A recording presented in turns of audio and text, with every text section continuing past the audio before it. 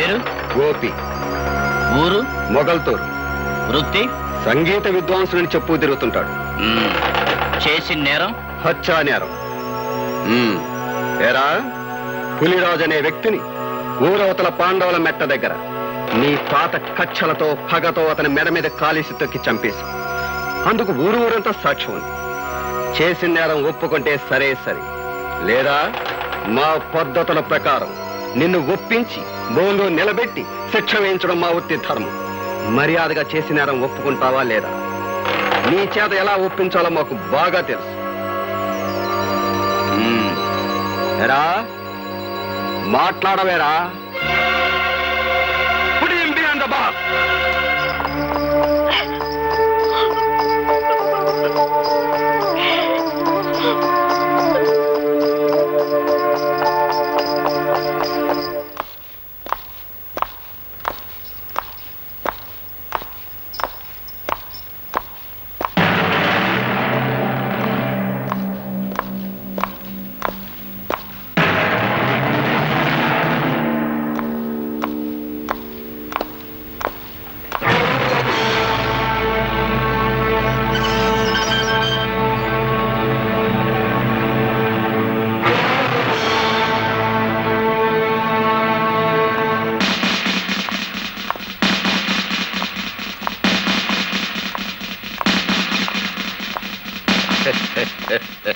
Wonderful గా ఉందయ్యా జైలురా. మెట్లు వీకేసిన హార్మోని పెట్టిలాగా ముచ్చటగా ఉందిరా నీ ముఖం. పోలీసు వాళ్ళు తలుచుకుంటే సొన్నంలోకి ఎముక కూడా లేకుండా చేయగలరని ఎప్పటికి నమ్మకం వచ్చిందయ్యా జైలురా. అదేంట్రా హార్మోని పెట్టి అట్టం మేడ ఉంచుకుని నిలబడిపోయావు? మేడ నిలబట్టలేదా? ముఖం చల్లట్లేదా? మాట్లాడు పెట్టరా.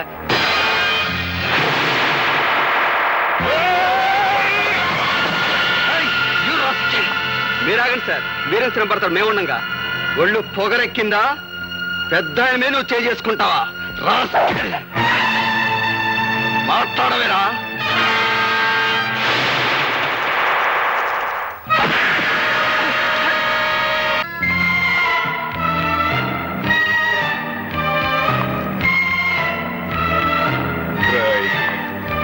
నేనిప్పుడు మగ మహారాజులాగా బయటికి వెళ్ళిపోగలను, కానీ అలా చేయటం లేదు. ఎందుకో తెలుసా? నేనే నేరం చేయలేదు గనుక, నా నిజాయితీ నాకు రక్షణ కల్పిస్తుందని నమ్ముతున్నాను గనుక నేను తలుచుకుంటే నిన్ను ఇక్కడికిక్కడే ముక్కలు ముక్కలుగా నరికి పోగులు పెట్టగలను. కానీ నేను తాళి కట్టిన పిల్లకు నువ్వు తండ్రి అయిపోయావు గనక బతికిపోయావు. చెయ్యి.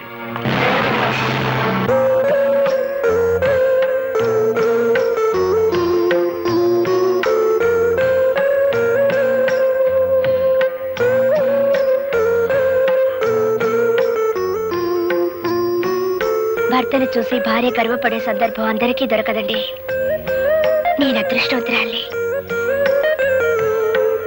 మీ ఆత్మవిశ్వాసం చూసి ధైర్యం వస్తుంది తప్ప ఈ హత్య కేసు నుంచి ఎలా బయటపడ్డావు? ఏ లాయర్ని కలిసినా ప్రయోజనం లేదంటున్నారు. రాధా, ఏ లాయర్ వాదన నన్ను రక్షించలేదు. నేను చాలు నన్ను నేను కాపాడుకోవటానికి. అదెలా సాధ్యం అండి? నువ్వు నవ్వితే చాలు. భర్తని పరిస్థితులు చూసి ఏ భార్య అంటే నవ్వగలదు? నువ్వు అందరి భార్య లాంటి దానివి కాకూడదు రాధా. అప్పట్లో నేను నీలో దర్జా, దర్పం, గుండె నిబ్బరం చూశాను. అవి ఇప్పుడు కావాలి. నీకు చాలా అవసరం కూడాను. అందుకే నవ్వమంటున్నాను నా కోసం.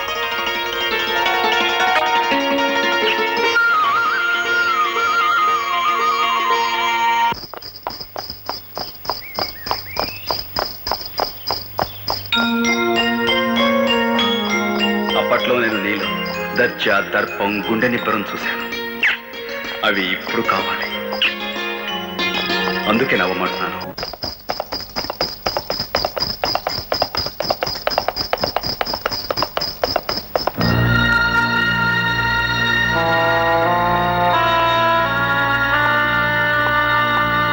బాగున్నారా సార్? నాకేం బాబు, బాగున్నాను.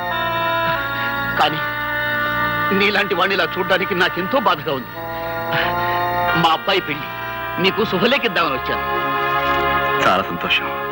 మీలాంటి వారికి నా మీద ఇంకా సదభిప్రాయం మీద ఉండటం నిజంగా నా అదృష్టం. అలా అనకు బాబు. బంగారాన్ని మెరుగు పెట్టడానికి దానికి లేని మురికి అంటిస్తాను. ఆ మురికి కడగ్గాని బంగారం ఎలా మెరుస్తుందో నీకు తెలియంది కాదు. నువ్వు అలాంటి బంగారాన్ని వినయ్యా. వస్తాను. మంచిది.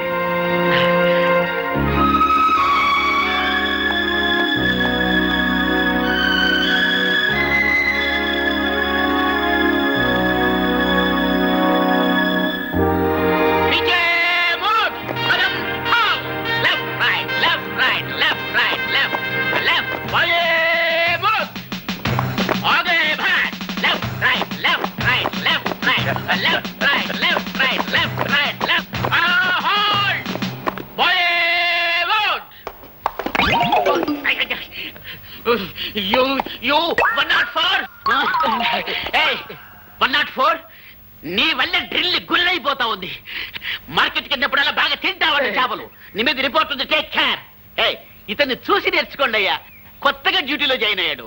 ఎంత వండర్ఫుల్ గా చేస్తున్నాడు మార్చి. మనకు ఓపెన్ చూస్తుంటే ఎట్టా ఉందిరా? కచేరీలో మన బాగా హార్మోని వాయిస్తున్నట్లేదా?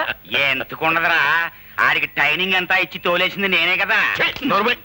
ఆయన ట్రైనింగ్ ఇచ్చి తోలేయడానికి ఆడేమన్నా జట్కా పట్టి గుర్రం అనుకుంటావరా? గడ్డి బాబు వేద్దాం. అందుకే నిన్ను అందరూ తప్పుడు కదా అప్పలరాజు అంటారు. ఆడ కానిస్టేబుల్ గారా, నమస్కారం. నేను ఆడ కానిస్టేబుల్ కాదండి, ఆ హెడ్ కానిస్టేబుల్ గారు ఉన్నారే వారి అమ్మాయిని. ఓహో, టైగర్ రాముడు గారు అమ్మాయి అత్తమారు. అవునండి. మరేంటి ఈ బట్టలు వేసుకొచ్చారేంటి? అదే మా నాన్న పాత డ్రెస్ ఉంటే నేను వేసుకొచ్చాను అంతే. Mister Gopi, I'm congratulating you. Very good. Take your positions. ఇప్పుడు very good. Well done, well done. Head constable tiger రాముడిని టచ్ చేస్తావా? Who are you?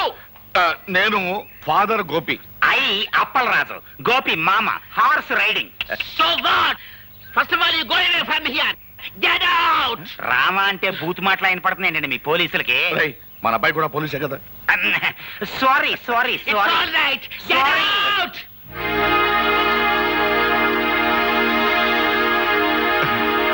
నమస్కారం మాస్టర్. అన్నమండి. నమస్కారం, రండి. ఒక మంచి శుభవార్త చెబుదామని వచ్చాను. ఏమిటది? మీరు అక్షరాలు నేర్పిన మా గోపిగాడు ఇప్పుడు దేశాన్ని కాపాడే కానిస్టేబుల్ అయ్యాడు. ఇదంతా తమ చేతి. ఇప్పుడు మీరు మా వాడిని చూస్తే ఎంత ఆనందపడతారో. విన్నా సంతోషంగానే ఉంది పాపారెడ్డి గారు. నా ఈ బ్రతుకు గొడవ ఏదో తేలిపోతే నేనే స్వయంగా వచ్చి చూస్తాను. రండి బ్రదర్స్. మా గోపి అబ్బాయి కూడా మీ పోలీసు ఉద్యోగం వచ్చేసిందిగా. ఇక నుంచి మనం బంధువులం, స్నేహితులం. ఏంటి కాపీ తాగుతారా? మాస్టారు, మీకు మర్యాదగా చెప్తున్నాం, నిరాహార దీక్ష విరమించుకోండి. కలెక్టర్ గారు వచ్చే టైం అయింది. ఆయన దృష్టిలో ఇది పడితే మంచిది కాదు. లేవండి. నాకు రావాల్సిన పెన్షన్ ఇవ్వకుండా తిప్పుతున్నారు. ఈ విషయం కలెక్టర్ గారి దృష్టిలో పడాలనే ఈ నిరాహార దీక్ష. చాలా పెద్ద కబుర్లు చెప్పొచ్చావా? తొందరపడకండి అయ్యా. మాస్టర్ చాలా మంచి ఆయన. ఇప్పుడు మా అబ్బాయి కూడా మీ డిపార్ట్మెంట్ చేరాడు.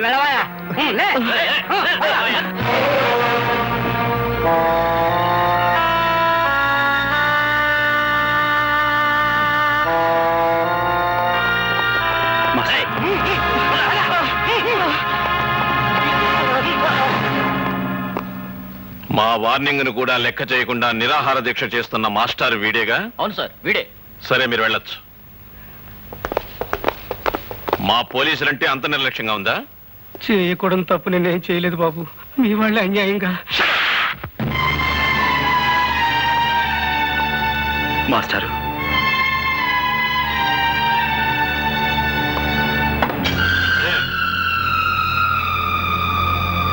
క్షమించండి సార్.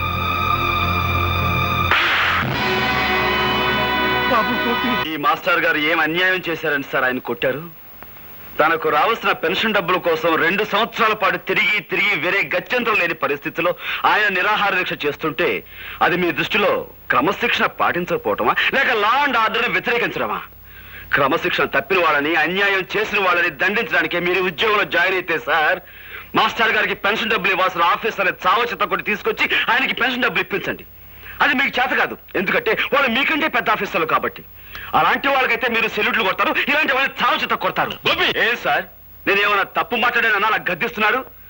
క్రమశిక్షణ అతిక్రమించారని మీరు మాస్టర్ గారిని కొట్టారే? అసలు క్రమశిక్షణ పదానికి మీనింగు, స్పెల్లింగు నేర్పింది ఇలాంటి మాస్టర్లే సార్ మనకి. హక్కుల కోసం నిరాహార దీక్ష చేయటమే మీ దృష్టిలో అన్యాయం అయితే మన దేశానికి స్వతంత్రం తీసుకొచ్చిన గాంధీ గారు కూడా ఇలాంటి నిరాహార దీక్ష చేశారు. అలా చేసినందుకు బ్రిటిష్ వాళ్ళు ఆయన జైల్లో పెట్టారు. అప్పుడు మనమంతా అది అన్యాయం, అక్రమం అని అరిచాం. చివరికి ఆ బ్రిటిష్ దొరల్ని తరిమి కొట్టాం. కానీ మనకి స్వతంత్రం వచ్చిన 40 ఏళ్ల తర్వాత అదే అన్యాయాన్ని మీలాంటి వాళ్ళు చేస్తుంటే మాలాంటి వాళ్ళు మిమ్మల్ని ఏం చెయ్యాలి? మీకు సెల్యూట్లు కొట్టి మీరు చేసే అన్యాయంలో మేము పాలు పంచుకోవాలా? అది నాకు చేత కాదు సార్. అలా చేయటమే నా డ్యూటీ అయితే ఈ క్షణం నుంచి ఈ ఉద్యోగాన్ని వదిలేస్తున్నాను.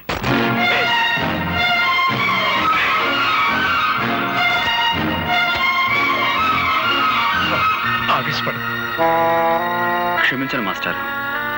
గవర్నమెంట్ దగ్గర జీతం పుచ్చుకుంటూ న్యాయాన్ని కొట్టడానికే ఈ కాకి బట్ట అధికారాన్ని ఉపయోగిస్తే మాకు కిరాయి గుండాలకి తేడా ఏముంటుంది? అందుకే ఈ ఉద్యోగాన్ని వదిలిపెట్టి వెళ్ళిపోతున్నాను. వస్తాను మాస్టర్. ఉంటానండి.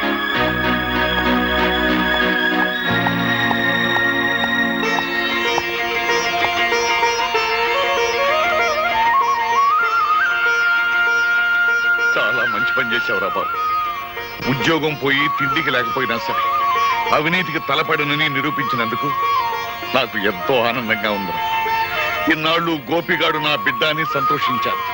కానీ ఈ రోజు నుంచి గోపిగాడికి నేను తండ్రినని గర్వపడతాను రా. నీలా నిజాయితీపరుడు పోలీసు ఉద్యోగంలో చేరితే ప్రజలకి మేలు జరుగుతుందని ఆశపడ్డాం. అదంతా పెమ్మని తేలిపోయింది. వాళ్ళు నిన్ను మార్చక ముందే నువ్వే వాళ్ళని ఇత్తడి చేసేశావు. అబ్బాయి గోపి జిందాబాద్, అబ్బాయి గోపి జిందాబాద్. సార్, ఇప్పుడు జరిగిన సంఘటనకు ఆ గోపి మీద ఏ యాక్షన్ తీసుకోకుండా సెలవు పెట్టి వెళుతున్నారంటే really you're a great sir. ఒక విధంగా మన డిపార్ట్మెంట్ ఇదే తప్పని నా అభిప్రాయం.